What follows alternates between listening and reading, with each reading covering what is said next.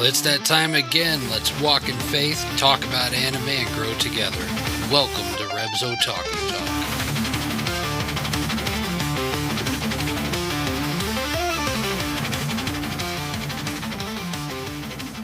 Hey Otaku family, welcome back to Reb's Otaku Talk Studio Ghibli Fest. I'm your host Reb, and with me are my co-hosts K2. Howdy, howdy. And Raver Mom. Hello everybody. This season we're diving deep into the whimsical, heartfelt worlds of Studio Ghibli, where fantasy meets faith and wonder points us back to the creator.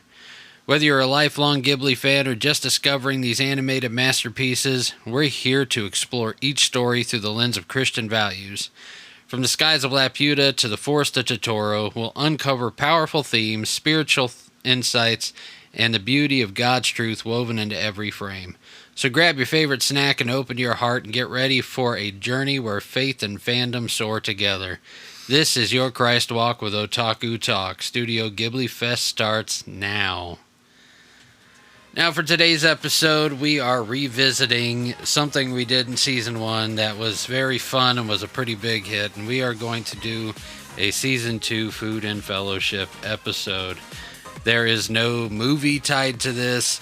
It is literally us picking a food group or a Japan crate or something along those lines, and we are going to try different things from that group of foods, and we are going to give our opinions on it, and we're going to just have conversation and fun, talk about where the podcast has been and where it's going, and some of our favorite stuff that we've talked about. So today we are going to be doing something that Raver Mom came up with for our Food and Fellowship. And Raver Mom, you want to tell everybody what we're going to be eating today? I don't know if I want to, because if it's a flop, then it's my fault. Well, go ahead. Give us your flop. So I was thinking, because it's like the start of pumpkin season and all of that we do like pumpkin spice or pumpkin flavored items. Because, that's all the rage now. Yep. So... Well, the pumpkin spice usually starts in like September, August. The end of August, I know. So right now we're doing pretty good. We are, yes. It is extremely crazy how the pumpkin spice went from being just October to October, mid-September, to mid-September, beginning September, and now it's like late August. Yep. Especially the pumpkin spice lattes. Yes. Where that is, our daughter is now addicted to. So. Yes, we let her have a small taste of coffee, and now every time they go out, can we stop by Dunkin'? Can we go by Cattle Dog? Can we go to Starbucks? It's like, please stop. Yeah. Stop. She even went to Walmart and got the pumpkin spice latte slippers. Okay.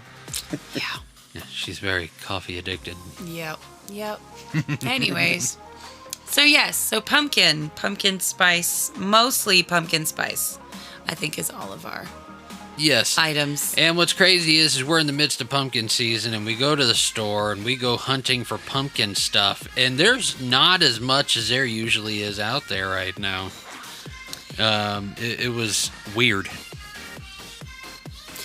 Yeah, very much. I think it's because we're at like the end of October. Towards the end of it. Yeah. We still have November to go. We got pumpkin in retail, pie and everything. Though. That's old, man. I tried telling him that. Yeah.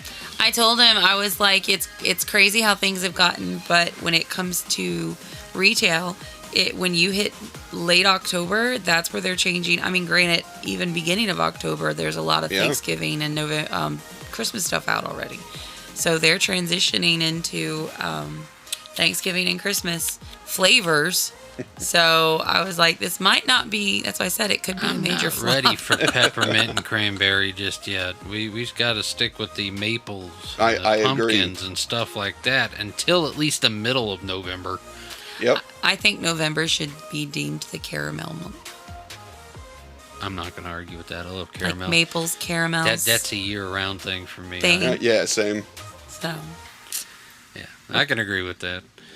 So, before we dive into deeper conversation, let's go to our first item, So I think we will go with possibly one of the weirdest things that I think that we found, and that is pumpkin spice Cheerios. Yeah, that's an odd one. I don't think they've ever released pumpkin spice Cheerios. Yeah. Yes, they have. Braver Mom would know. They have in the last, I don't know how long they've been out, but I do know that I have seen them in the last few years. Okay, well, I think Princess Vivi's gonna like this one, but we'll yeah, she find that loves out Cheerios. later Yeah. because she's a Cheerio baby. But let's give pumpkin spice Cheerios a shot and see what we All think, right. guys.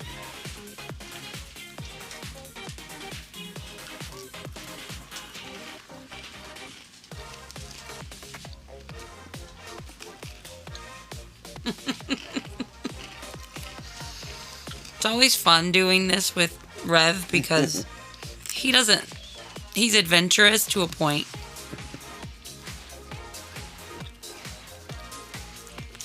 I think I just prefer the Honey Nut Cheerios. I mean, these aren't bad, but I think it tastes like a Honey Nut Cheerio with a spicy back end. yeah, Like a nutmeg or allspice Yeah. bite. yeah. See, that's the problem with pumpkin spice or like pumpkin pie flavored anything. If you overdo the extra spices, it just messes it up. The thing is, you can't Although- really taste pumpkin in it. Yeah. It's just the spices.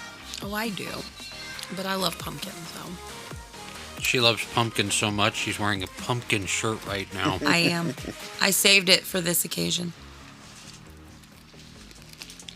I think it would be better in milk.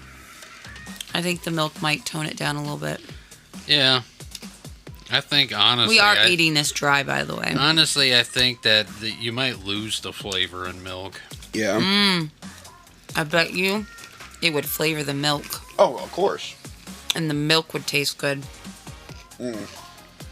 Well, you guys are drinking water, I'm drinking milk, so I'll do the whole cereal milking thing in my mouth, and we'll see what happens.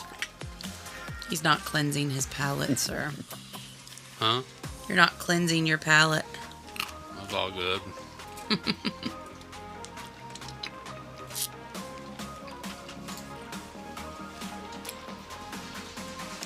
Yeah, that tastes better.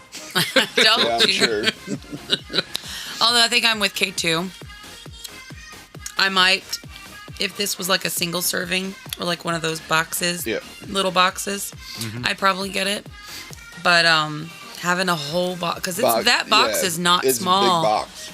That is like a family size box. Yeah, it's like a 30, they're larger. It's like a 30-ounce Yeah. box or something. Yeah, if it was one of their like 9-ouncers, then I wouldn't mind buying it. But I don't think I would eat this enough. And I love pumpkin. No. So The Otaku kids are going to have fun with this one. They are. It's nice for like a little like late night snack though. yeah, Yeah. but a little bit. Yeah, a little bit. Yeah. You couldn't. I mean, this could be totally like. This could outdo a lot of pumpkin for me. Yeah. Yeah. So, we got some status updates. At All the right. end of season 1, we ended in 8 countries. We get, our podcast has reached 8 countries. Within the past week, we have reached 13. Wow. And today, they updated it, and we are being heard in Japan. Sweet. So our goal from last season of being heard in Japan has been met, which I think I'm he excited yelped about. with excitement when he found I'm sure. that out. That's great. I I'm like, what? Finally? Because didn't you tell me we reached a point where we could, the account could be translated? Yes, last week on YouTube, we had met all of the qualifications to be at their higher tier level of service, and one of the new features that they have for us is that they auto-generate our podcast into the different languages from around the world. Oh wow, that's pretty cool. And our first this week's podcast, or last week's podcast, was the first To be done. to be done. That and our bonus episode, we released the Demon Slayer full Okay. review. Yep. Those two are the first two to be in that auto-generated setup. And the first two languages that they were listened in besides English was Arabic and Japanese. Really? Wow. So it's pretty cool. Now we are being listened to in multiple different languages, Nice. which is pretty awesome. Yep. So yeah, that right there is exciting. But that also came with a controversial thing. All right. I pronounce the name of the studio that we're listening to for this season Ghibli. Ghibli. How would you pronounce it? Ghibli. Okay. Raver Mom, how would you pronounce it? Ghibli, because that's what I have always heard, So, even outside the house. so we had a gentleman leave us a somewhat negative review that it's a negative one. It was made out of complete and total malice, and I still took it a little positive because we were referred to as AI, which we are definitely not Nope. AI. There's too many mistakes, too many likes, ums, uhs, and I Yep. knows. I know. out of our segments, but that to me that kind of speaks to our quality, our editing quality, our sound quality is only getting better and better and better as we go along. So if we reached a point to where they think we sound like AI, then I think that means our quality has gotten pretty good. But he also said that we are pronouncing it wrong. He says that it is Ghibli, not Ghibli. And I've heard it both ways. that's the thing, it goes back to really the pandemic, whenever all of that stuff was going on in 2020, where people started making such a big deal out of it. And now you have people who I guess have become, purist about it. Because in Japan, they pronounce it with a soft G, which is a J sound, versus a hard G, which Yep. is the G sound. And so I got to researching it. And for, if they are wanting to be purists about it, then Ghibli is even wrong. Because in Japanese, the GH makes a soft J sound. Okay. J. And the BLI in Japanese phonetics makes a BR sound. Okay. So in Japan, it's pronounced Ghibli. Wow. So for everybody who's saying it's Ghibli, you're still wrong if you're wanting to look at it from the Japanese phonetics. But there was an interview done back around the pandemic with Miyazaki, Okay. and they asked him, is it pronounced Ghibli or Ghibli? To which he responded, because he's a co-founder, it was him Yep. and one other guy, but he named it. He said, whenever I named it after an Italian plane. And whenever I named it after this plane, I did not know how to pronounce it, so he pronounced it with Japanese phonetics, which is Ghibli, or Okay. Ghibli. He goes, but the correct Italian pronunciation of the word is Ghibli. So he flat out Interesting. said he doesn't care how they pronounce it, because either way they're right. Ghibli is the correct pronunciation of the word that he wanted, that he fell in love with that plane, Yep. to name his studio. Because the word Italian, not Japanese. But of course, it's like us with Spanish names. You have Jose. Yep. It's a J, not an H. But if we were to pronounce it using English phonetics, it'd be Josie. Yep. So, I mean, Well, even in the English language, GH is an F sound Yeah. yeah. in a lot of words. So and then in some words, it's not even pronounced. Yeah. They're Like silent. it's silent. Yeah. So, So, I mean, the English language is all messed up, and no matter what, whenever you look at it. Yeah. and the thing that people don't realize is this: we watched Porco Rosso. That's K2's. Yeah, that's my That's favorite. K2's movie. In there, they stopped in Italy to have the plane repaired, and the motor that they stuck inside of the plane was a Ghibli motor. and they paid homage to the origin of the name in Porco Rosso. Yeah. So we can conclude that if the guy who named it flat out says, if I knew it was properly pronounced Ghibli, it would be Ghibli and not Ghibli or Ghibli, and he doesn't care what you call it, then it really doesn't matter. Yep. Okay. So, to all the purists out there who are offended, apparently, by us saying Ghibli, Miyazaki doesn't care. Thing is, though, is nowadays the names of things or names of people are becoming very important. Mm-hmm. And some take it to a political aspect, but I know for us, Rev and I, names are very, very important on where they come from, their meanings, and everything like that. So when this was brought to light, we both immediately was like, okay, well, what is it, and everything. So it was very interesting, our lovely little spiral, to find the answer. So thank you to the man who said we sounded like AI slop and that we mispronounced something, because it gave us a nice thing to look up. It kept us busy for a day, and not for a day. Oh my goodness. Half a day. Fine. There you go. It gave us something to, entertain our time and, to learn something new about the studio, because, even with his name, I've heard it pronounced Miyazaki and Miyazaki. And the one pronunciation of his name that I would trust is whenever you're watching like Kiki's Delivery Service and they have the pre-video with the guy from Pixar who's really close to him, and he calls him Miyazaki-san. So, okay, so Miyazaki's probably the correct pronunciation, and me flip-flopping between Miyazaki and Miyazaki because I don't know. It's probably Miyazaki's the correct pronunciation, and that's probably what I should be using.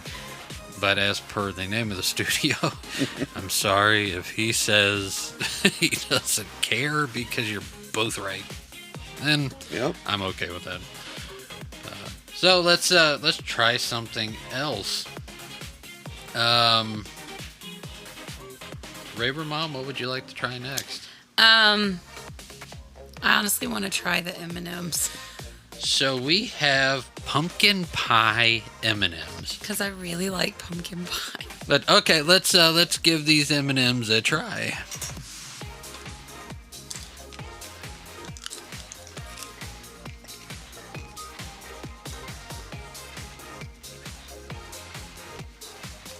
Where's the pumpkin at? Can you taste pumpkin at all in these things? There's a little. I taste candy coating. I taste chocolate. I do taste something like pumpkin. I don't know if I'd say pumpkin pie, though. Yeah. But I will tell you. There's a little bit of spice on the back end, but I don't taste pumpkin at all. You know what this makes me want to do? So I make homemade pumpkin pie. And when I mean homemade, I mean pumpkin pies, or pumpkin pie pumpkins. Yep. Steam them, peel them, the whole fixins. This makes me want to put chocolate in it to see what it tastes like. You might be having a mysterious pie this year. The weirdest pumpkin pie I've ever tasted. Someone put ice cream at a bottom layer, baked it, and then stuck it in the fridge. And whenever you cut into it, because they baked the ice cream with the pumpkin and stuff, it turned into like a pie filling, and it was the weirdest thing in the world. But it had a layer of cream down at the bottom of it. You didn't have to put whipped cream on it. That sounds weird to me. It is weird. It was weird. It tasted good, but it was weird. So if you give me a surprise pie and then all of a sudden it's like chocolate. I mean, when I added the chocolate chips to the pecan pie, it was really good. Oh, that was off the chain. So sweet, but off the chain. Yep. Do you have a favorite pie, K2? Or a favorite dessert? Too many to count, but probably my top two would be cheesecake and apple pie. Ooh. I don't make cheesecake, but I make a mean apple pie. Now we know what to make whenever he comes over. Yep. Yeah. I like to, I love to bake. That's my favorite thing. One of my favorite things. And when I was in middle school, I learned how to make apple pie. Or I learned how to make a crust from scratch. And then with that, we made an apple pie. And then when I went into high school, I took this culinary class. And somebody else furthered my interest with baking, i.e. Rev. And so I love baking. Yeah, it's a little known fact. Rev can cook. Rev can cook. So most of the time, Rev is the one that does all the savory stuff, and I do the baking and the sweet stuff. Yes, I was not huge into baking. There are a couple of things that are just that's my thing to bake, and Raver Mom will request them periodically. Like these past 2 weeks, I made a peach cobbler and then a chocolate coffee cake. Ooh. Which became a hit. We had a dinner on the grounds at church today. It's Pastor's Appreciation Month is October, and they did a Pastor's Appreciation service, and Raver Mom requested that I make my coffee cake, and for a minute I had to think, what coffee cake do I make? And I make a Cuban espresso chocolate cake. Ooh, fancy. And it was a hit, so much so that everybody was talking about it over the senior pastor's dessert. Nice. And then he came up to us and said, "You're not allowed to bring that anymore because you're taking my limelight." Yeah. All fun and games, though. Yep. Yeah. Because his wife's like, "I want one of these for my birthday." It's okay. I told him I want some of his. I want the banana pudding for mine because I didn't get any, and I was very upset. Yeah, he was complaining about it. We had some of my cake left, but none of his pudding. But anyways. But, yeah.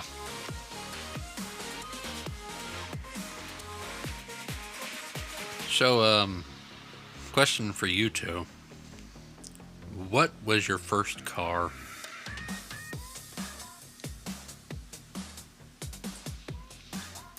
Mine was a Kia Sophia. It was a hand-me-down, but it was a gift from my grandfather. It was his daughter's, his youngest's car, and she was upgrading. So, as a gift, he handed me that. It had over 300,000 miles on it. Hey. Her favorite place to drive was Tampa. So they lived an hour or so away. And Orlando, and Miami, and so she put a lot of mileage on it, but it was still a really good car. I loved it. I learned how to weave in and out of traffic with that car. And what year was that? Oh, goodness gracious. It was a 95, maybe? Okay, so it was running that 2.0 motor. You can't kill those things. No, yeah, No. It was a mid to early, like maybe it was either 93, it was 93 to 96. It was somewhere in there.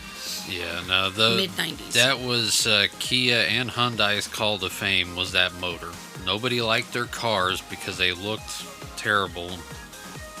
But the motors that were in them were famous because of the fact that they'd go 500,000 plus miles with no problem. It was a really good car. Even when I got rid of it and bought my truck after, it was still like running pristine. Like it was a really good. The interior was a hot mess, but I mean, because it was. Yeah.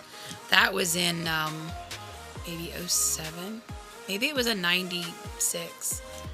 No, I don't know. But anyways, I mean, it was a pretty old car when I got it, and it had a lot of mileage on it, but it still ran very, very well.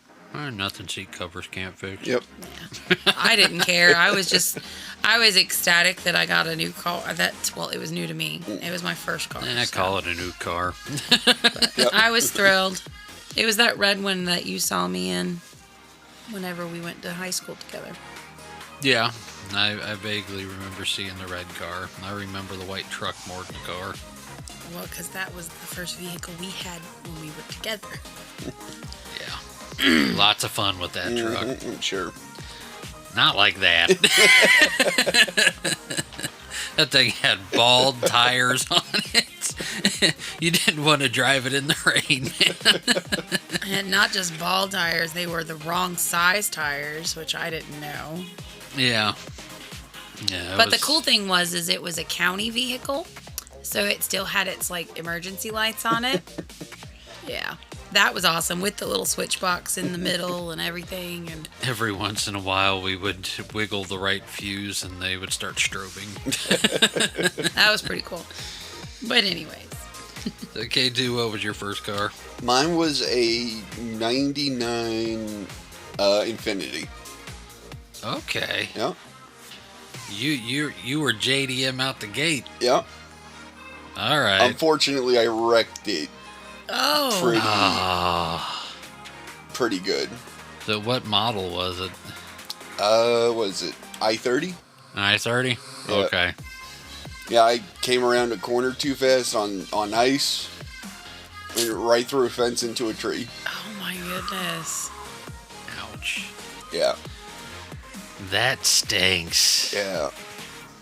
Yeah, my first car was a 1993 Chrysler LeBaron. And yes, for those of you guys who are thinking cheaper by the dozen, it is that car.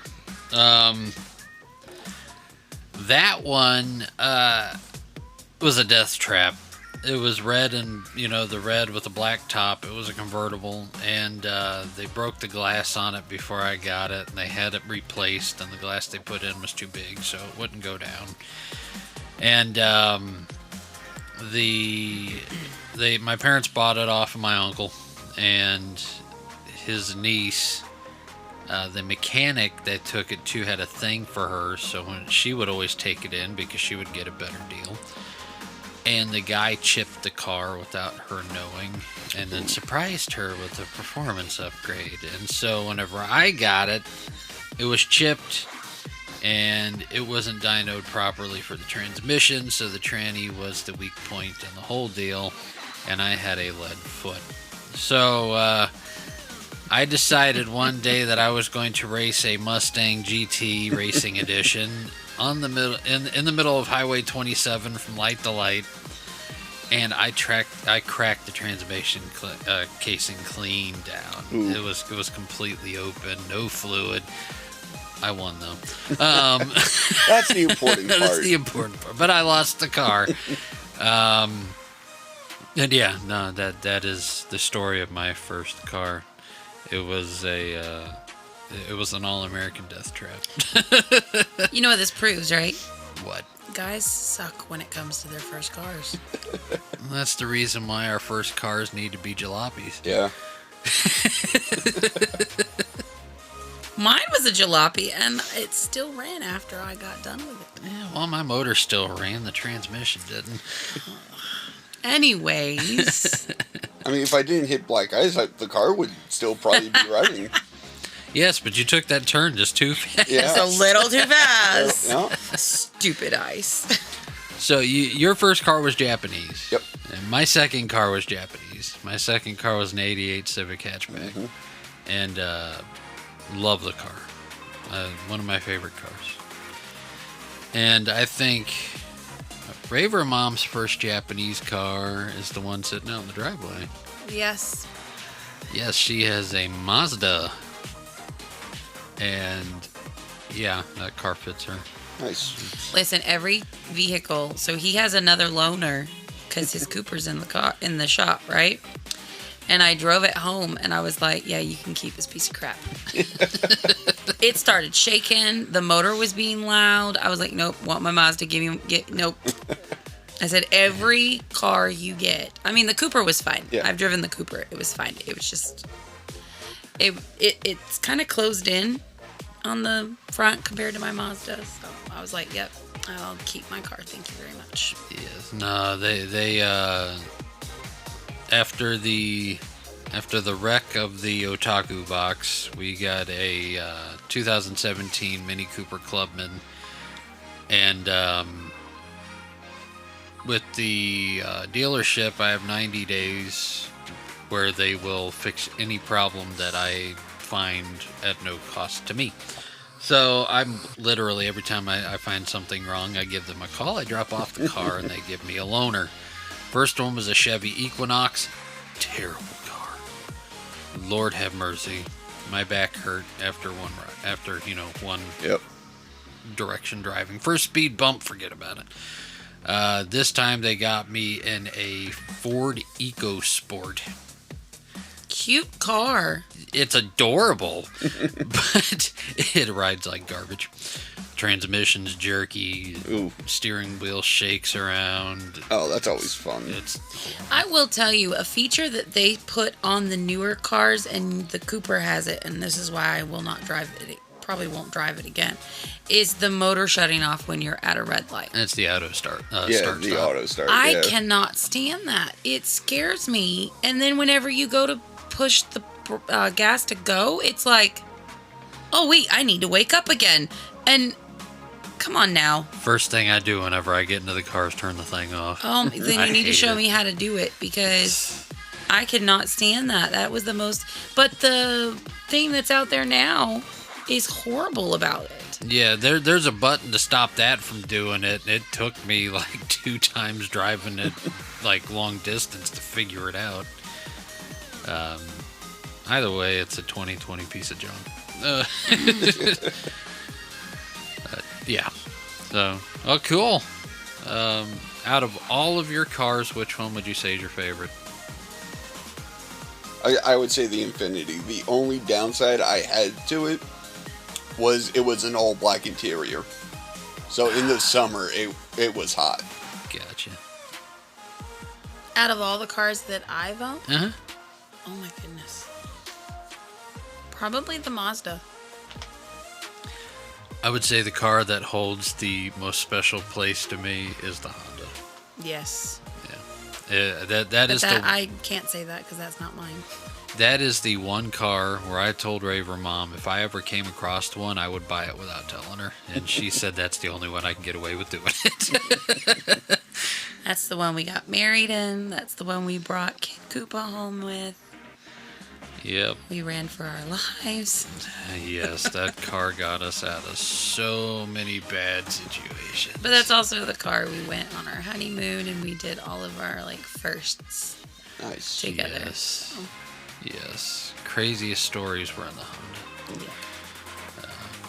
We got lost and, found ourselves again. But like that was the first time I ever got lost. I went from we went from St. Augustine down to Brandon, Florida in that thing, and it took us an hour and a half. Took you an hour and a half. I don't remember the ride. I looked at her. I was like, close your eyes. We were on our honeymoon, and I found out my great grandmother was about to pass. Aw. And that woman holds a special place in my heart. And because if it wasn't for her, I probably still wouldn't be in church. I probably still wouldn't. I wouldn't be reading the Bible still. Like, I would not be who I am if it wasn't for her. She taught me how to fish. She, sewed into my life quite a lot. So he knew that she meant a lot to me. And when I got that call, I don't even think I could I could find my clothes. Like, I was just so. She was so panicky and shaky, and Because we were so far away, and I was like, we're not going to make it. And he was like, get in the car, close your eyes, look down, don't look out, She blah, looked blah, at blah. me, she's like, we're not going to make it. I was like, challenge accepted. Well, and the crazy thing is because we came up, and the route we took, part of it was in construction. And so, I knew, I was like, we're not going to make it. You might, just get me down there. And, yeah. I don't even remember anything after. Took a 3-hour plus trip in half the time. Yeah. Wow. That And it was in that car. I was flying past cops and everything else. The whole time I'm praying, just don't pull me over. God, just blind them today. And it had to be the craziest ride. And we went down on it. We had a quarter tank of gas in that thing whenever I started. Wow. So the fact that we even made it with the gas was a God thing. Yep. Yeah. That whole entire experience was God. Yep. Yeah. Whenever the clutch blew out in it, the original clutch was still in the car whenever I got it from 1988. Wow. And whenever the clutch went out, I kept the clutch for the longest time, and I was going to have it mounted. And I called it the God clutch because God had that clutch in his hand in so many things that we went through in our life. Yeah. And the last time I drove it, she was down at her grandmother's, and I was 2 hours away, something like that. Yeah. And me and a buddy of mine were replacing the clutch in the car because the clutch only had first and fifth gear left. The rest of it was gone. And I get the call, because she's pregnant at the time, that she's in the hospital, and that I needed to get down there to take, because stuff was wrong. There was complications or something. And I looked at my buddy. I was like, well, the trainee's not off yet. Let's put it back together. I got to get down there. And he's like, how? I was like, prayer. And I redlined the thing in first gear, knocked it in the fifth, and took the interstate. And whenever I brought her back home in that car 2 hours away, and as soon as I brought her back to my buddy's house because all my parts were there, and as soon as I pulled it in his garage, first gear went out. Oh, wow.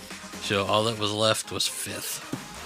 And that was it's like God had his hand on that clutch the entire time we owned it. Lost it in an accident, though. Brakes failed, hit a tree. Oof. Japanese cars and trees. But yes, if I ever come across a 1988 Honda Civic DX hatchback, it is mine. We haven't seen many of them either. No, I've found a couple online, but the engine that was in it, my uncle originally had it off the lot, and he had it custom made with the CRX motor in it. And CRX was the sportier, faster version of the car, so it had a different motor in it, which is, no big deal. If I could find the body, I can go to a junkyard and get a CRX motor, no problem, and just build it the way I want it. But it had an upgraded motor in it. It was a one-off car, and it was a cool car. I mean, yeah. No, if I find a lot of 88 CRX hatchbacks, but not a Civic DX, so it's kind of annoying. Yep. All right, so K2, what would you like to try next? Let's go with the butter one here. That is a pumpkin roll. Okay. That is a favorite. That is cream cheese in the middle. Yeah. So let's give the pumpkin roll a try. They also call these pumpkin logs.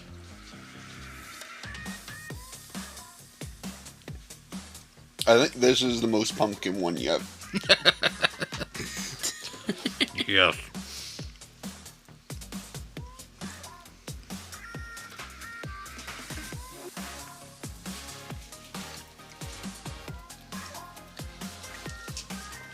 The cream filling in this one's more subtle on the sweetness than what we normally get. Not bad, though. It's dangerous now because you can eat a heck of a lot more of it. Mm-hmm.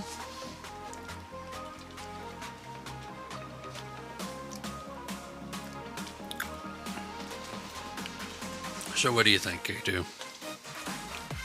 Very good. You finished that one quick. Yeah. I'm a fast eater. K2's like, I like this one.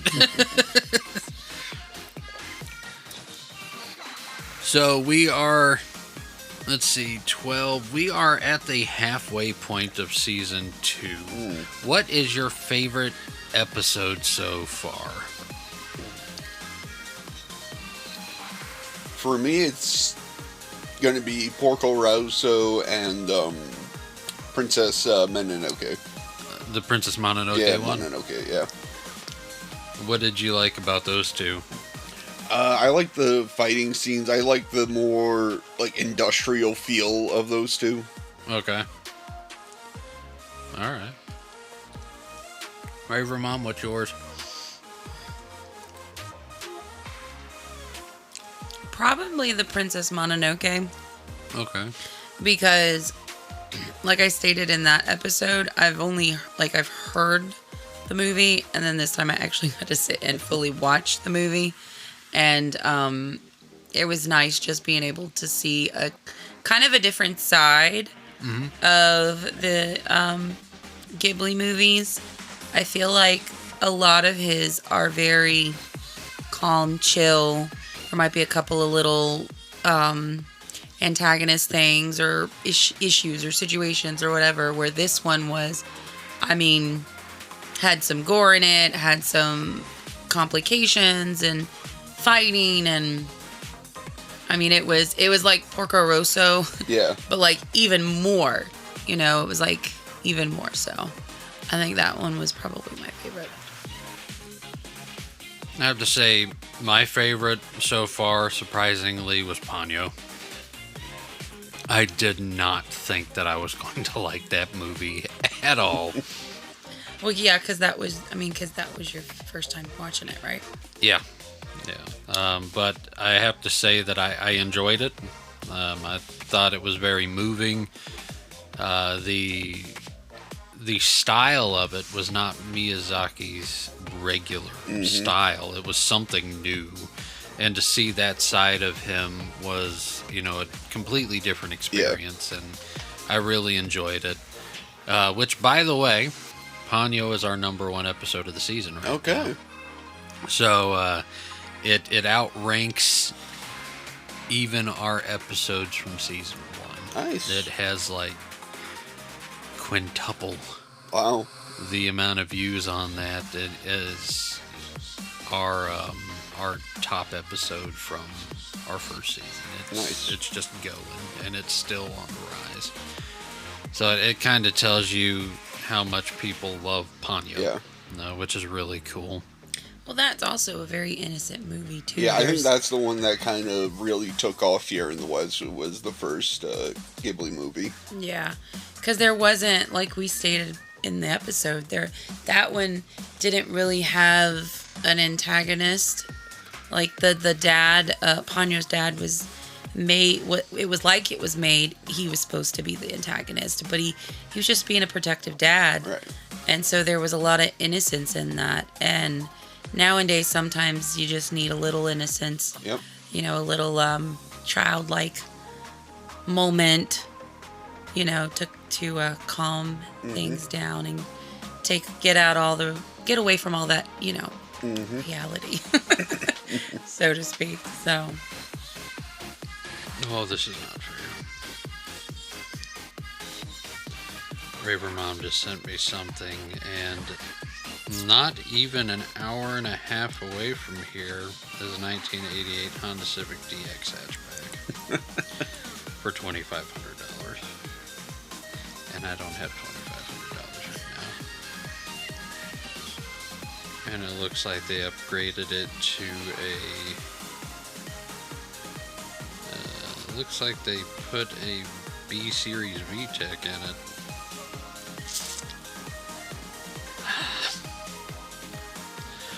Well, that just tells me that there are Civics out there. Yeah. And Lord of mercy, if there's one out there, whenever we have the money, the money might disappear. But, yeah, no, I completely agree that, it's a different feel all the way around in that movie. If I had to put a second place in there, I actually liked The Cat Returns. I thought it was hilarious. It was. That was funny. It was. I agree with everything that you guys said about it on the world building and how they really did miss an opportunity to actually make a lot more off of that story. But I thought it was hilarious. Yeah, It was a definitely funny was. movie Yeah. to me.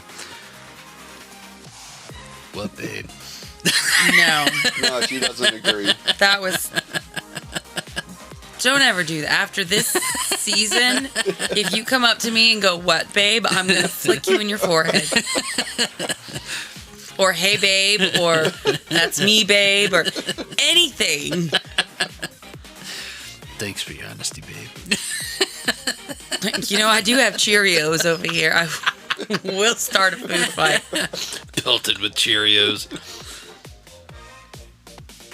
But yeah, that would rank in pretty close to a second. That was another one where it was. I'd never seen it before, and I honestly didn't think I'd enjoy it because I don't really care for cats. Yeah. And every movie that I've seen with cats, I haven't really cared about it too much. But this one I thought was pretty awesome. It was hilarious. What, Raver Mom? Nothing.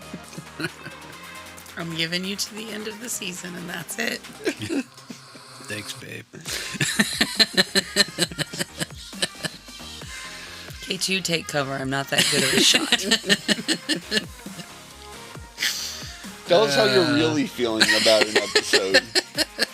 I honestly, I didn't like that one. That so far, I think was my lowest. Yeah, it's your lowest one. And honestly, I gave it one pity point to go on top of what I wanted to say. So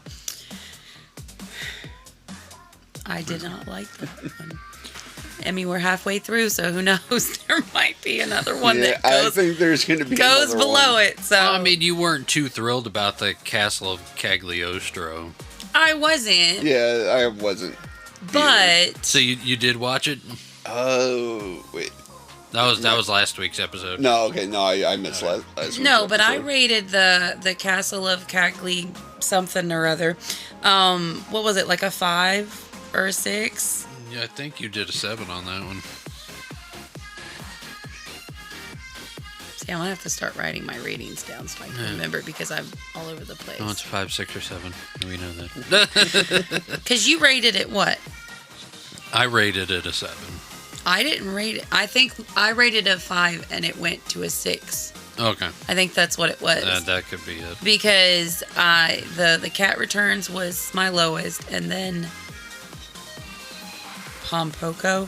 Mm-hmm. Okay, that was a 4, and then I said the cat. What was it? The Castle of Cagliostro was a 5. Yeah. So, yeah.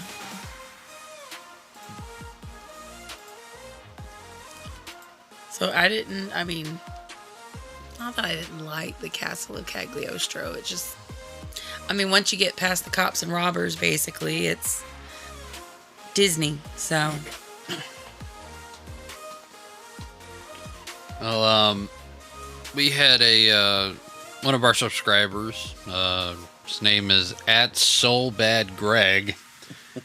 He messaged us and he said that he saw it back when he was about 10 years old, and it's one of his favorite movies. But he gave a little bit of trivia for the movie, and he gave the original name given for the movie, and it was actually originally called The Wolf Outside of Japan. Okay.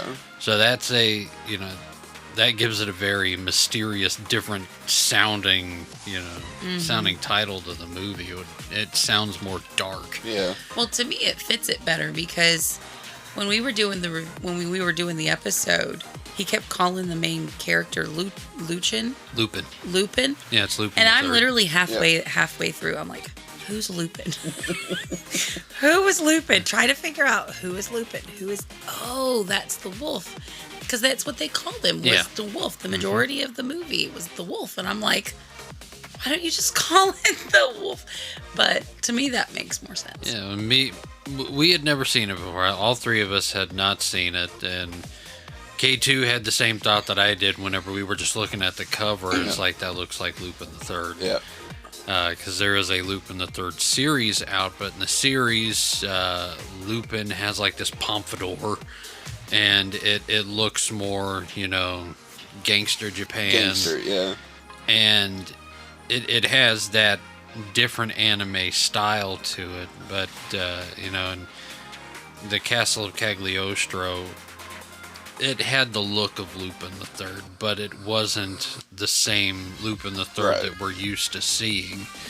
And just comes to find out that is Miyazaki's version of it. Which makes me want to watch the show just to see if there's more information in the show or if he did his own story. But the cool thing about it is whenever it's described now, it is a story within the world, the universe of Lupin the Third. Okay. So they still accept it into the same universe as the anime and the mangas, but it's A side its own story, separate yeah. thing.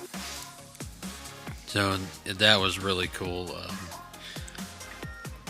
I was excited to watch it because I like the gangster stuff. Yeah. I like the cops and robbers and the car chases. As Raver Mom put it, it went Disney Princess. Damsel in distress. But, Literally couldn't do nothing for herself. yeah. But I think it's a pretty decent movie. All right. It has the Lupin the Third feel to it. It's just not as in your face as what the show is. Okay. But it's a good story, and to me, it really gives more of a positive side to who Lupin the Third is. So I'd say give it a watch if you haven't watched it yet.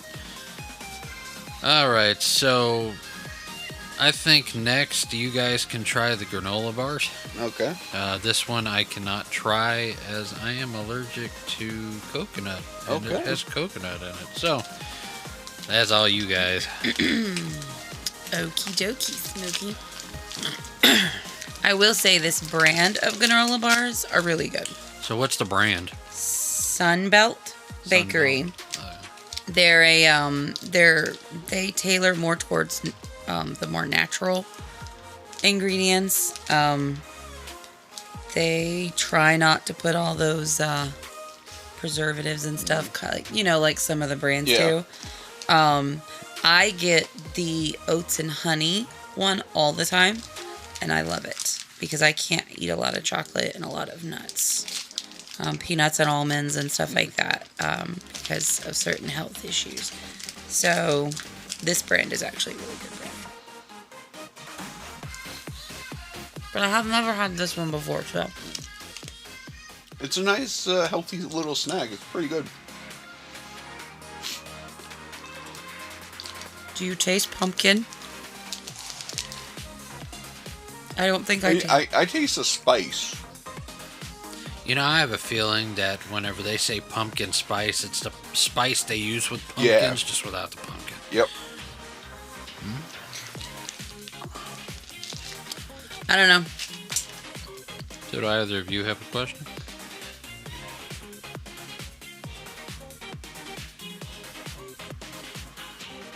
You asked favorite episode. Has your favorite Ghibli movie changed? Or any of your top,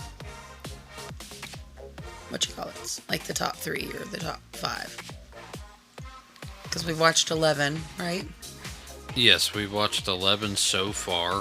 So have any of your tops changed? We'll say top, 3? Your top 3?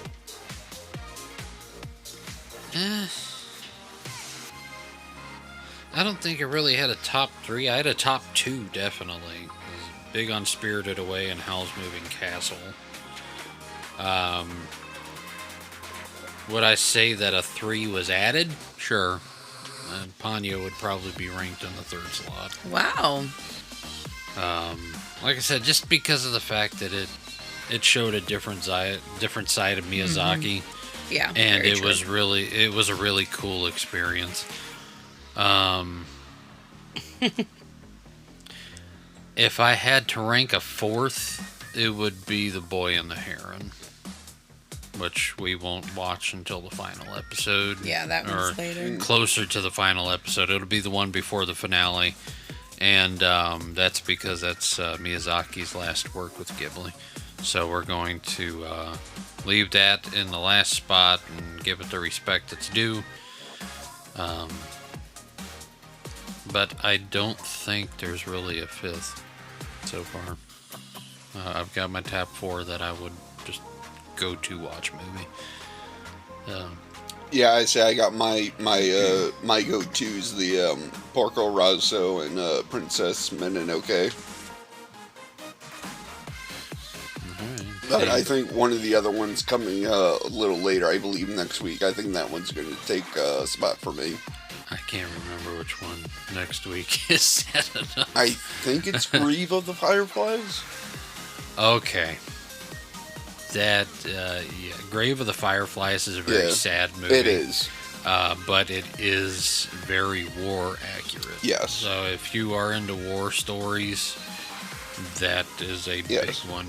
And we'll go into the history of why it was made and why it was such an important project for Miyazaki and Ghibli whenever we do the episode. But that's a very big war movie. Raver Mom. My top 2 are House Moving Castle and Kiki's Delivery Service. So far, nothing's kicked them out. If I said a third one, it'd be Ponyo. So far, nothing's kicked them out. But I am excited to watch, because I haven't seen a lot of them. Normally, especially because of the kids, we go to the same ones, because that's their favorites. Yeah. So you watch the same ones over and over. And I don't mind, because the Ghibli movies are, wholesome. The ones we watch, I mean, they're very kid-friendly. But I am excited to watch some of the ones that we haven't watched in our set. Just because, like, whenever you put a disc in and it comes up with, like, 3 different movies and you're like, I'd love to know what that's about, but you can't because there's kids here, so. Yeah. But, so, yeah. Because I think whenever we first watched Grave of the Fireflies, it was because Kid Koopa and Princess Mononoke were like, we want to watch that one. And halfway through the movie, they're like, we don't want to watch this anymore. It's sad. It is a really sad. And we're like, no, you wanted to watch this, you're committing to it and finishing it. And by the time we got done, Mononoke's got little tears going down her face. And Kid Koopa's like, that was a waste of 2 hours. That was a really long time ago, though. Yeah. It'll be something to watch at a second time, but we haven't watched it in probably over a year. On this note, what do you think is the saddest anime you guys have watched? Saddest? Anime in general? Yeah. Or like the one, maybe not saddest isn't the right word. The one that gave you the most feels out of it. Okay, biggest feels anime. Yeah. Demon Slayer. Really? Yeah. Because I don't know if it was because it was kids or just the way that they portrayed their characters or how, like, you connect with them. But I couldn't watch it with Rev because the fact that he would make comments or he'd stare at me waiting for my reaction or whatever. But I would get happy, I would get sad, I got irritated. I fell in love with Inosuke, where in the beginning, he was the annoying one. I despised Zenitsu. I wanted to beat the mess out of him and smack him in the back of the head. Now, by the end, I loved him. So, yeah, I think for me, it was Demon Slayer. Because I legit cried at some points. Like, it was heart-wrenching for me. I think for me, it would have to be Akira. Okay.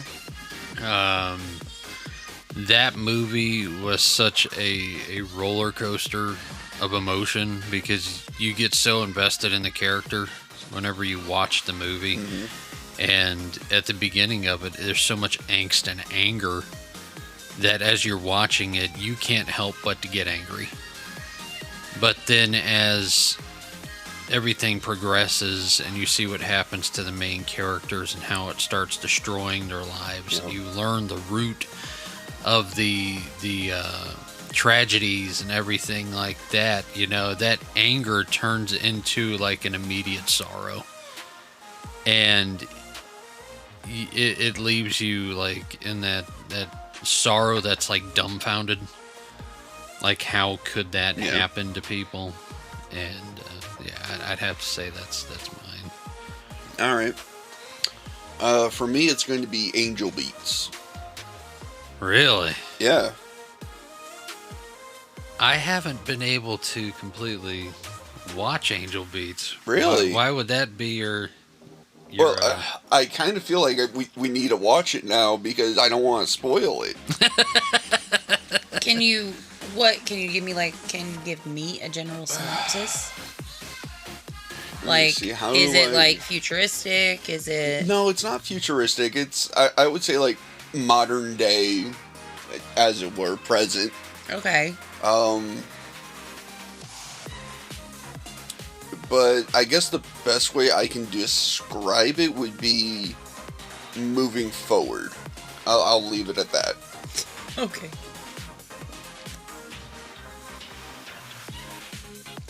That's a deep way to put something. Uh-huh. Yes. That was one of those things of moving past the past type deal. Yes. Okay.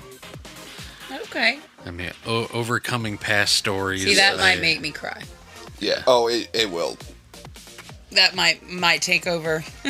I mean, that would rate like that kind of resonates with like my second feels. Okay. Which would be Full Metal Alchemist. Really? Yeah. And I'm not talking about Brotherhood. I'm talking about the first one where they had to like remake the ending. Yep. That ending hit you in the feels because it was them finally hitting that overcoming point. Yep. Then it ended in frustration because you're like, this makes absolutely no sense. All right, so we have a biscotti and a cookie left. Let's try the biscotti. This is a pumpkin spice biscotti. It is Or- a mini biscotti. Or as Princess Pika would say, a spaghetti.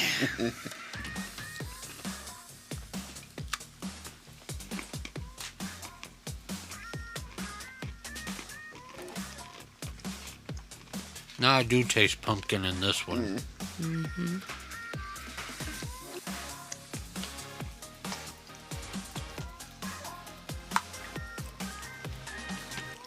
You know, for a spaghetti, this isn't bad. Oh, don't forget we got pumpkin butter. We do. The pumpkin butter is from a local farm. Okay. We are going to try pumpkin butter. Cool. So do you have a question, baby mom?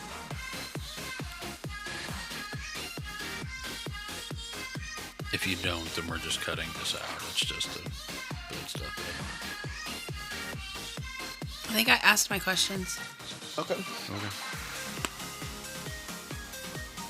Okay. What is your most hated flavor of something? Ooh. Besides everything coconut.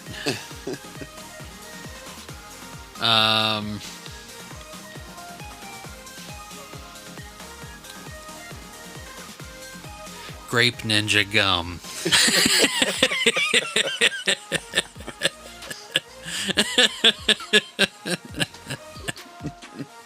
Flashbacks to the first Yep. food fellowship.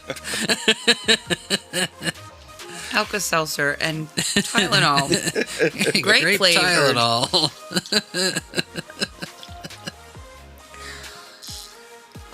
Oh my goodness gracious. Outside of that, I have to say that I am not a big fan of banana. So, Okay. I like certain things that are banana, like I like banana pudding and stuff like that, but I Yeah. really don't care for bananas. Yeah, whenever he reaches and actually eats a real banana, I worry about him because he does not like bananas. It's one of those things where I'm hungry, and that's the only thing that's there. I'm gonna eat a banana. For me, it's going to be anything like cherry flavored. See, that's me. Because whenever I associate that with cough syrup. Yep. Same.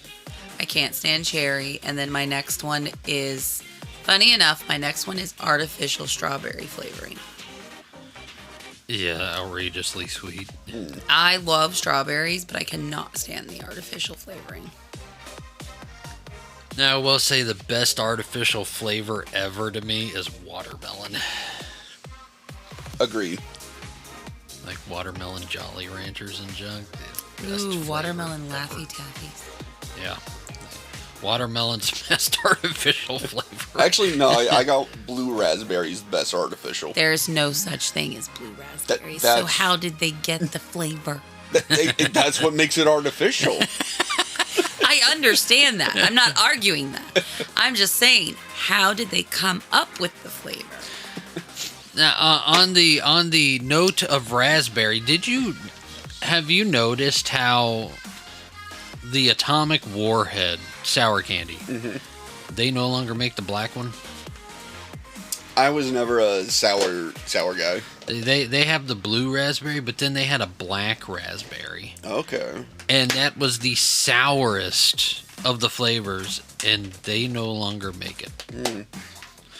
We were doing a sour challenge after a fall festival that Raver Mom had at our school, and so we pulled the Warheads out, and I'm like, dude, we got to get some black ones.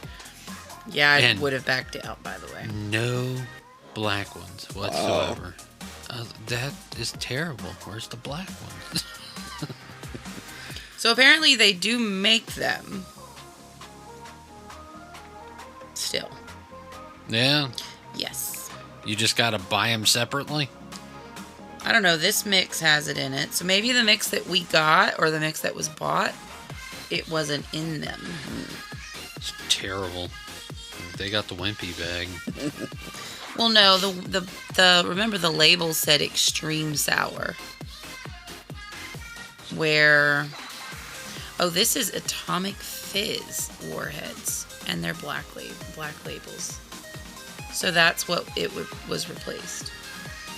Gotcha. Oh no, Well, that's black cherry. The original black ones were fizzy in the middle. Of course, the Warheads originally were fizzy in the middle. Period. Yes, I remember that. So that's probably the original Warheads versus the Jokers they have out now. Yeah. If you want black cherry that bad, I will find you a bag and get you some. Yes, and then we can give it to the Otaku kids. I will not be doing that challenge. I like never sour liked that stuff one. a lot. I really like sour stuff. I told Raver Mom I'm half tempted to hunt down the sourest candy, those black candy, candy pearls. Yep. And order a bag just to try those. I was like, that's a challenge I would do. Yeah. So we got a cookie left. Yep. This is a pumpkin spice cookie with white chocolate chips. Let's give this a shot.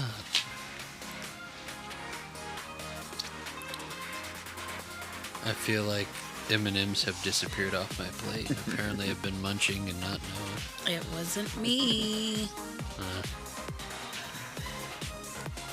We need to call Shibuya Psychic Research and get Naru over here.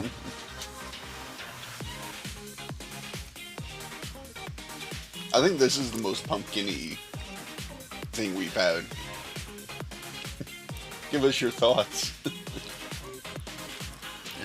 For pumpkin flavor, I'd go after the pumpkin roll over this. That's disgusting. This has like a licorice back taste to Yeah. it. That's the most artificial thing we've tasted all night.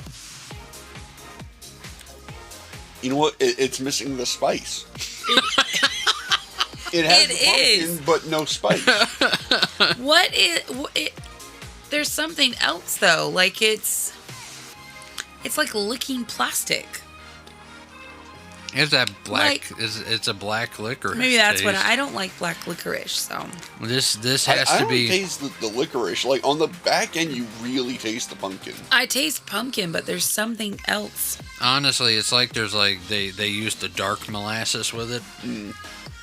Well, that would make sense. Yeah, because dark molasses has that back taste to it. It's like a bitter back end, like you would get with licorice. Yeah. I've never been a black licorice Yeah. fan. My grandmother loved it. I'm like, how in the world can you eat that stuff? Yeah, that was the one thing always at my grandparents' house was licorice. Always red. No, they had black ones too. Red licorice I can do. Black licorice, forget about it. I can't stand the taste of it. I couldn't stand how my dad and my grandmother could eat the black jelly beans. Oh.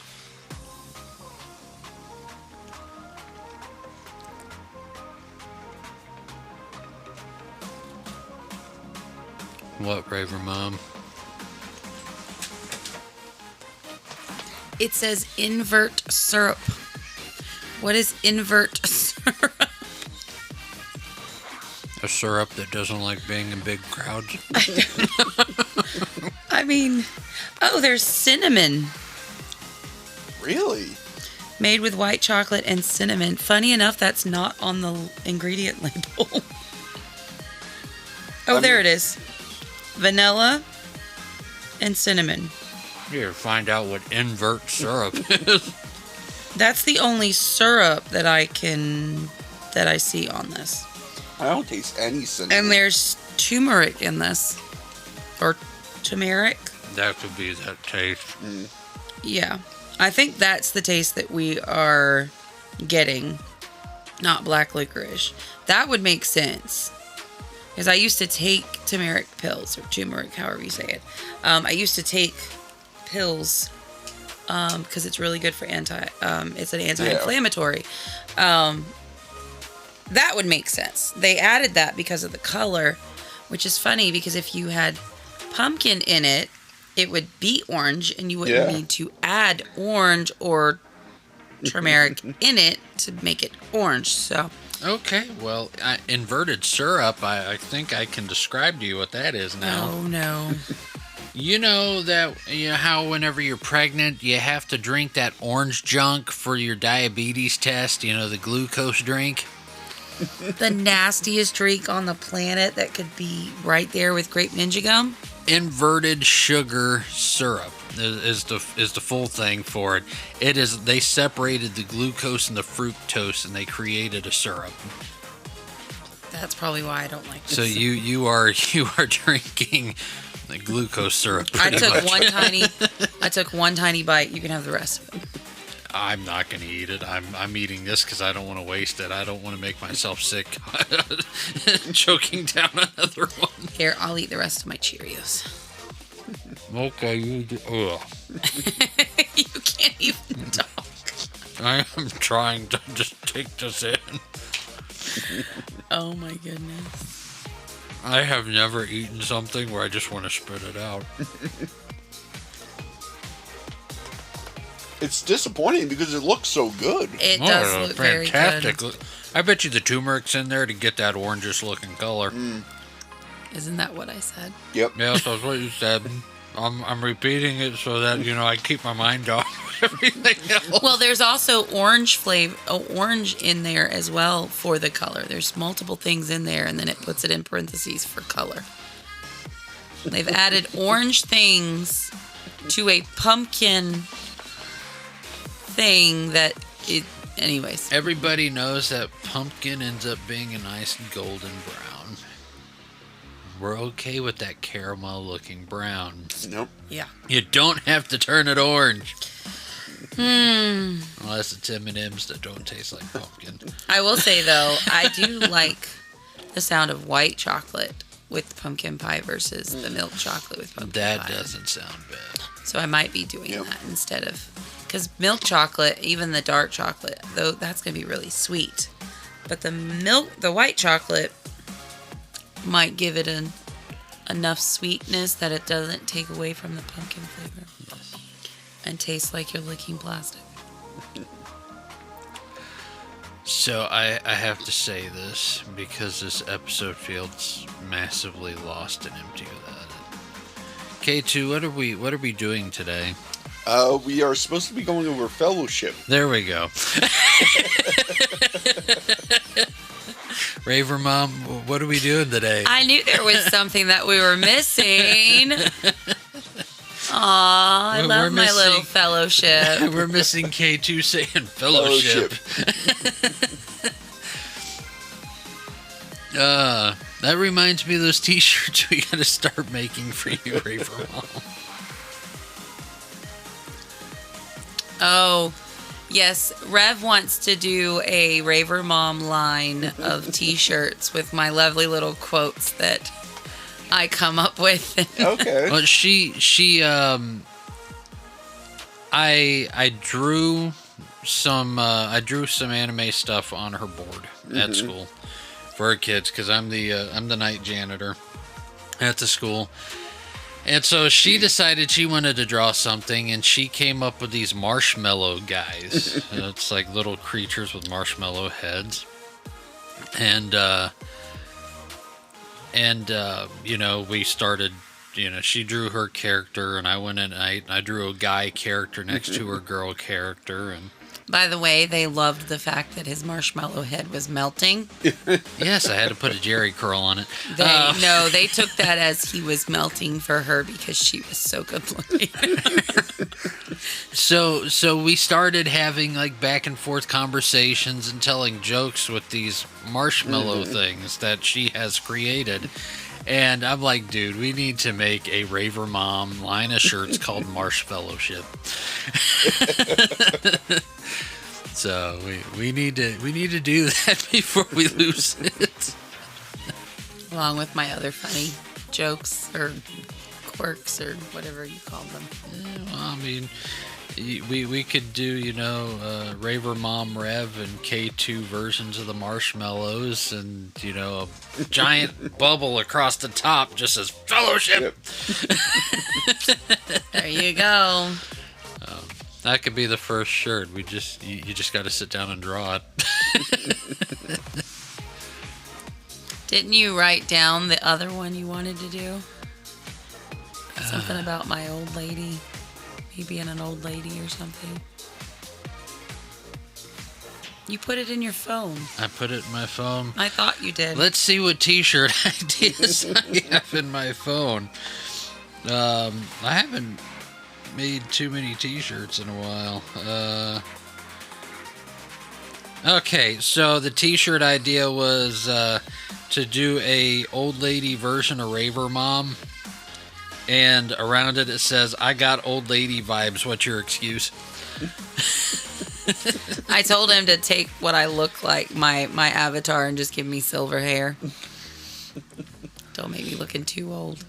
Yeah. But Make I told him that. Silver Storm look, I told him that, and he was like, "That's funny." We gonna make a t-shirt. Yep. But yes, we have to come out with a Raver Mom line called, and it's the Marshmallow collection. Yeah. Don't ask me to draw Autumn because that one was hard. She did. She drew this cute little. It's almost a mix between the Chibi and Moe. Okay. And she drew it up on her board. And Did you get she a named it picture? Autumn. No, I haven't taken a picture of it, so I have don't to take erase a it. picture. I'm not going to. It'll be there for a week.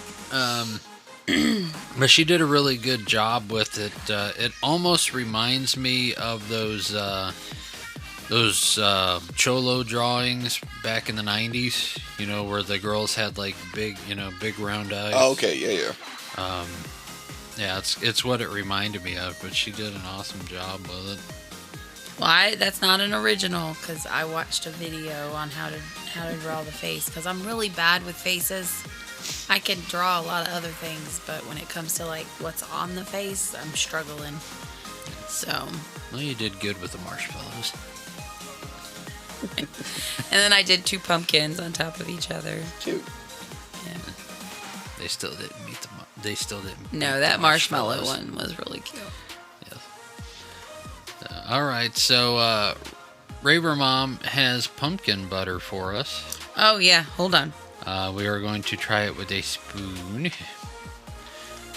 This is pumpkin butter from a local farm. So hopefully it's not terrible because I haven't eaten it. Just gonna give you a spoon. Yep. Okay. Oh, well, that's a lot. That's what I'm gonna.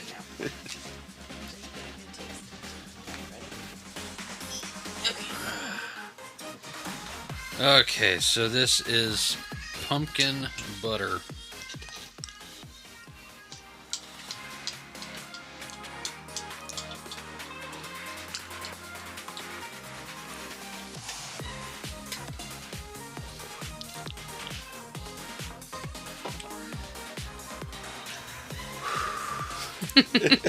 What's the matter, Rev? I don't like it.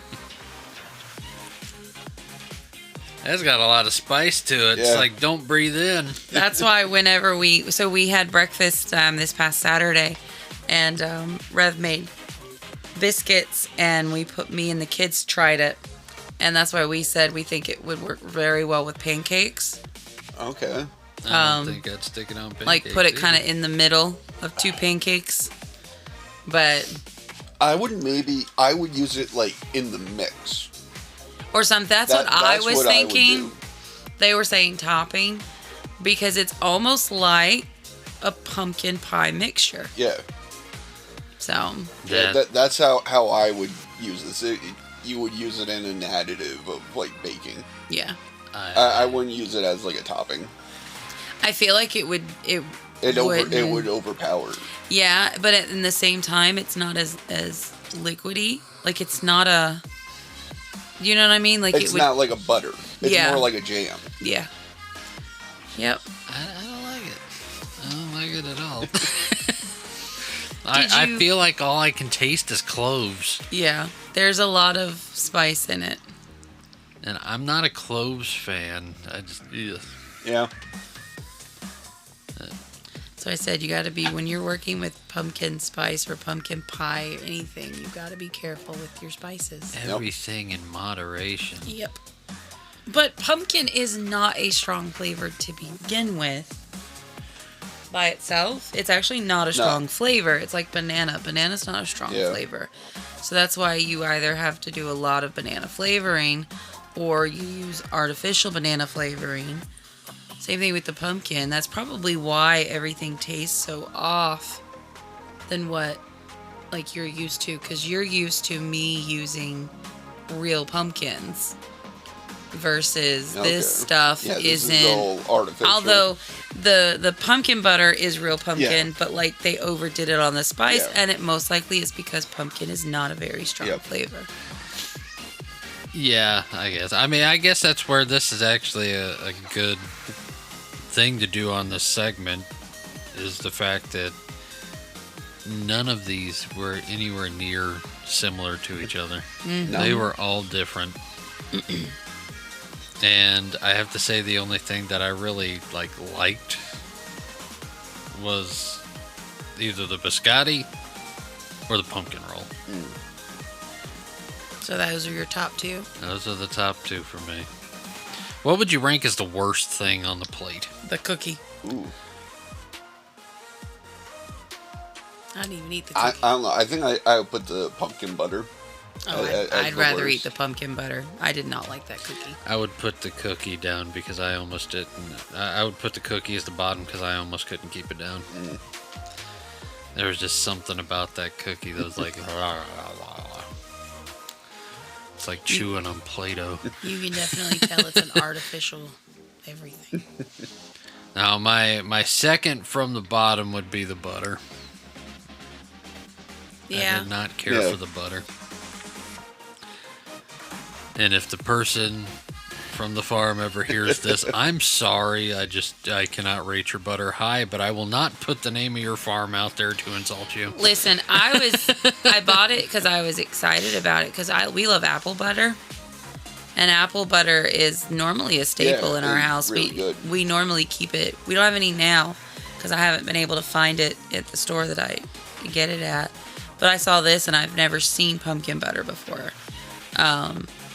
So I was really hoping, but I am going to try it in the pancake mix next time we do it. That sounds really good. Now, you also got maple butter from the farm whenever you went. That maple butter. No, was I Maple butter didn't. is good. I didn't get that from the farm. I got that from the grocery store. Oh, okay. I got that from one of the grocery stores. Maple, the maple butter was off the chain. I'm sure, yeah. Yeah. Um, Yeah, that was a bigger hit than the pumpkin butter. So, okay. So what would you put as your second from the bottom, Raven Mom? honestly, I'd put the pumpkin roll. Or the pumpkin log, whatever that thingy was. I don't like a lot of cream cheese filling. And the cake part was kind of dry. So. But Gotcha. asked me that a few years ago, and I would have told you the pumpkin roll was like my favorite. But I don't know. Maybe they changed something. Like I I said, don't know. normally we get our pumpkin rolls from like Publix or something like that. We didn't get it from Publix this time. No. Like I said, the cream cheese in this roll was more of a cream cheese filling, where the one we usually get, it's more of a cream cheese icing. Okay. Yeah. So it Maybe is that's why I didn't like it. it is a complete different pumpkin roll experience. But compared to everything else on the plate, I still rank that high for me personally. So what's your third from the bottom? Oh my goodness. What? Did you say your second? My second, no. Oh, what's your second? It would be the granola. The granola? Yeah. You didn't like the granola? Okay. That would probably be my third from the bottom. Well, I can't really rate it because I didn't eat it. So, What would be your third from the bottom? my third from the bottom would be the Cherrios. Really? Yeah. And you're the only one that had it with milk. With the milk, it's not bad, but eating it at the same level that you guys were, Yeah. it'd be the Cheerios. Yeah, I put that as my third. What would you put as your third, Raven Mom? I thought I said. No. Did you? What did you say was your second? The granola bar? Yeah, I The said that granola. would be my third. That would be your third, okay. Fourth? Me, it's the M&M's. Oh, I forgot about the M&Ms. I handed the rest of them to you. Yeah. I like them. They would probably be my second favorite. Me, they just taste like regular M&M's. I don't know. I liked them. Yeah. I liked them. Listen, M&Ms have done some nasty flavors, so those M&Ms are actually not that bad compared to some of the other ones I've had. Gotcha. So I don't know about the rankings. I'm all confused, but I would not put the M&Ms as one of my worst ones.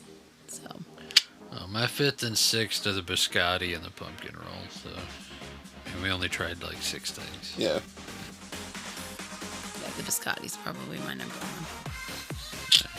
Cool. But then again, they're mine, and I've been munching on them for weeks now. So Yes. I mean, for me, I'd probably put those a little lower just because they're just so hard.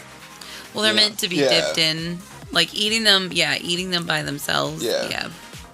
It's like the Cheerios. You need Yep. something to You dip need them. something. Yeah. That is a coffee thing. Yep. You eat them with your coffee and your tea. Can't say though that I've had them with coffee or tea. I literally eat them one. Raw. I'll Yep. grab like 2 and then, put it in my mouth, soften it Yep. up, and eat it. So I usually do the chocolate almond biscottis with the coffee. Okay. Or I like the chocolate hazelnut ones. Those are really good. All right, so that's the end of our Food and Fellowship episode for Season 2. I hope you guys enjoyed it, and if you heard of anything that you would like to try or anything like that, and you want to know exactly what we got, just leave a comment down below and we'll be happy to tell you what it is, what brand it is, and where we got it from. So join us as we close in prayer. Father God, I thank you for a fellowship that is continuously growing. I thank you for a fellowship that is growing beyond a studio room. God, I pray that as this ministry continues and as we continue to do your work, that it just continues to grow and grow and grow and never cease to expand across this world that you have created. And as we look at the stories that are brought to life by Studio Ghibli, I pray that we continue to see it through your eyes, Father God. And God, as we come to a close, we ask that you open our eyes to see you in the wonder and in the lessons and the beauty around us, even in the worlds created by artists and animators. And that you let our passion for anime draw us closer to your truth. In Jesus' name, amen. Amen. Thanks for hanging out with us on Reb's Otaku Talk Season 2, Food and Fellowship. Make sure to subscribe on your favorite podcast platform, and don't forget to like and follow us on our Facebook page at Reb's Otaku Talkers and on X at Reb's Otaku Talk. We'd love to hear from you. Drop a comment, leave a review, and share your favorite anime and God moments with the community. Also, check out Reb's Otaku Shop and grab some awesome merch, and don't miss out on a bag of Reb's Konkohi coffee. The link is in this description below. Until next time, keep your anime collection strong and your faith stronger. See you later, guys. Take care, all. Bye. Listener mail and fan debates. We love the art the Lord creates. From Studio Ghibli to Naruto, God speaks in ways you didn't know. Stories rise like rising sun. We break them down one by one. Chew, this ain't just hype, it's revelation. Anime with holy inspiration. Otaku life with transformation. Faith and fandom, no limitation. It's Ribs! Otaku talk! From JoJo's post to Spirit Lead, we laugh, reflect, and plant that seed. It's Ribs!